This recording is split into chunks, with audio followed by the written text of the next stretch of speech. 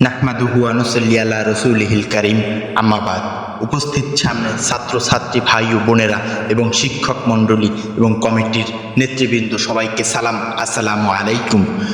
সর্বপ্রথম রবের দরবারে লাখো কোটি শুকরিয়া, আজকের এই সিরাত অনুষ্ঠানে আমরা উপস্থিত হতে পেরেছি তার জন্য। হযরত মুহাম্মদ সাল্লাল্লাহু আলাইহি সাল্লাম তিনি ছিলেন মধ্যম আকৃতির সুঠাম দেহের অধিকারী একজন মানুষ। তার চুলগুলো ছিল ঘাড় পর্যন্ত প্রলম্বিত কোঁকড়ানো। তিনি যখন চুলের ভিতর তৈল দিয়ে আঁচড়াতেন মনে হতো মৃদুবন্ধু ঢেউ দেখা যায়। তার কপাল ছিল চওড়া, বুরুগুলো ছিল জোড়া ধনুকের মতো, বাঁকা চোখের পাতাগুলো ছিল ফুটান্ত গোলাপের পাপড়ির মতো। তিনি কখনো বা চোখের পলক ফেলতেন মনে হতো বাতাসে গোলাপ পাপড়ির মতো দোল খাচ্ছে। চোখের সাদা অংশ ছিল রক্তিম অপসাদা, আর কালো অংশ ছিল কৃষ্ণ কালো। নাকের ছিদ্র ছিল ছোট ছোট, নাকের নিচে ছিল সরু চিকন গোফের সেই গোলাপি রঙের ঠোঁট। তিনি কখনো বা মুচকি হাসতেন, গোটা পৃথিবীর মানুষ অবাক বিস্ময় দেখত, গোটা পৃথিবী মনে হতো বিজলি চমকিয়েছে। তিনি কখনো বা রাস্তা দিয়ে হাঁটতেন, 1 মাস পরও যদি সাহাবারা হাঁটতেন তারা গায়ের জান্নাতি গন্ধ তারা পেতেন।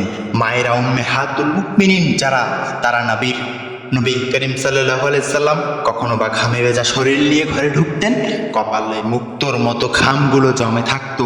মায়েরা ছোট শিশি খুঁজে ঘামগুলো শিশিতে জমা রেখে দিতেন, কখনো বা ঈদে বা অনুষ্ঠানে আদর হিসাবে ব্যবহার করতেন। এ সূরাত ধারণ করা কোনো মানুষের পক্ষে সম্ভব না, এ সূরাত কখনোই কোনো মানুষ ধারণ করতে পারবে না। কিন্তু তার সিরাত অনুকরণীয়, অনুপমা আদর্শ। তিনি এসেছিলেন এজন্য, ওমা আরসালনাকা ইন্না রাহমাতাল লিল আলামিন। তিনি ছিলেন রহমত গোটা ধরনীর জন্য। তিনি এসেছিলেন কেমন করে? তাকে পাঠানো হয়েছিল, আল্লাহ নিজেই বলেছেন, লাকাদ কানা লাকুম ফি রাসূলিল্লাহি উসওয়াতুন হাসানা। তিনি ছিলেন মডেল, তিনি ছিলেন আইডল, তিনি ছিলেন আইকন, তিনি ছিলেন অনুপমা আদর্শ, তিনি ছিলেন উসওয়াতুন হাসানা। তিনি গোটা মানব জাতির জন্য সকাল থেকে সন্ধ্যা, রান্নাঘর থেকে সংসদ ভবন, তার জীবনের ব্যক্তি জীবন, পারিবারিক জীবন, সমাজ জীবন, রাষ্ট্রীয় জীবন, ইন্টারন্যাশনাল কূটনৈতিক জীবন, জীবনের সকল ক্ষেত্রে তিনি ছিলেন আদর্শ, তিনি ছিলেন মডেল, তিনি ছিলেন আইকন। 21 শতাব্দীর সূচনা লগ্নে দাঁড়িয়ে গোটা পৃথিবী যখন ঝঞ্ঝাবিক্ষুব্ধ, গোটা পৃথিবীর মানবতা যখন তুলন্ত্রিত, আজকে শুধু মুসলিম নয়, গোটা মানুষ যখন আজকে অপর মানুষের বুকে নিষ্পেষিত হচ্ছে, মানুষগুলো যখন আজকে রক্তে রঞ্জিত হচ্ছে গোটা দেহ, সেই ফিলিস্তিনের ধুধু মরুভূমি আজ যখন আমার কিশোর ভাইয়ের রক্তে রঞ্জিত, সেই জিরাম নদীর পানি স্বচ্ছ ফটিকের মতো আর নেই। কাশ্মীরের ভাইয়ের রক্তে রঞ্জিত পার্শ্ববর্তী আরাকানের মুসলমানেরা আজকে উখিয়ার সেই টেকনাফের আজকে যখন তাঁবুর নিচে মানবতার জীবনযাপন করছে, আজকে বারবার মনে পড়ে নবীজির কথা। তিনি যদি আজকে আসতেন কোনো একটা ভূখণ্ডে, আমরা যদি দৌড়ে দৌড়ে তার কাছে যেতে পারতাম, গোটা মানবতা যদি বলতে পারতাম মুক্তি চাই, স্বাধীনতা চাই, তিনি হয়তো আঁকড়ে ধরে বলতেন, এখানেই শান্তি, চলে এসো, উদখুলু ফি সিলমে কাফা। তাহলেই তোমাদের জন্য প্রশান্তি, তাহলেই তোমাদের জন্য স্বাভাবিক মৃত্যুর গ্যারান্টি।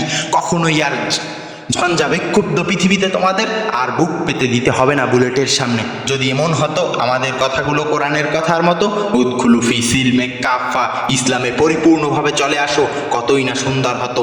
ভালোবাসা যদি হতো এমন, যেভাবে আল্লাহ তাআলা ভালোবেসেছেন নবী করিম সাল্লাল্লাহু আলাইহি সাল্লামকে, আমরা যদি সফলতা এমন হতে পারতাম, কদ আফলাহাল মুমিনুন আল্লাযীনা হুম ফি সালাতিহিম খাশিউন, আমরা যদি দীপ্ত শপথ গ্রহণ করতে পারতাম, ইন্না সালাতি ওয়া নুসুকি ওয়া মাহইয়াই ওয়া মামাতি লিল্লাহি রাব্বিল আলামিন, আমরা যদি দীপ্ত শপথ গ্রহণ করতে পারতাম। ওমর বিন আব্দুল আজিজের মতো ক্ষমতার বসনাতে যখন তাকে বসানো হলো, তিনি আস্তে করে ঘরে ঢুকলেন, স্ত্রীর সামনে গিয়ে বললেন উত্তরাধিকার সূত্রে যে গহমান, যে অলংকার পেয়েছো তুমি, সেগুলো কোথায়?